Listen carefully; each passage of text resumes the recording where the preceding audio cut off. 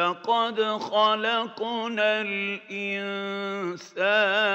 في أحسن تقويم. أعوذ بالله من الشيطان الرجيم. بسم الله الرحمن الرحيم. Assalamu alaikum wa rahmatullahi wa barakatuh. In what you heard is that Allah created human beings in the best of the creation. Yet human beings, through their efforts, through their actions, through their understandings, and through their attitude and behavior, have debased themselves or brought them down from the level in which they were created. That rather than using the positive energy that God has created in them, rather than being positive about everything that exists in this universe,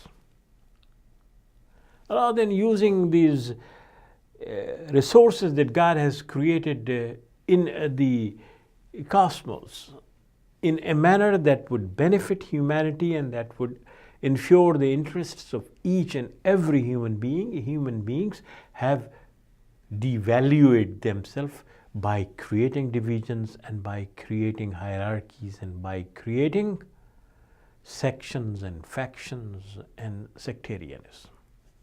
So what then happens? That they keep on fighting, that they keep on dividing themselves, that they keep on misusing the resources to glorify themselves rather than taking care of the interests of each and every one.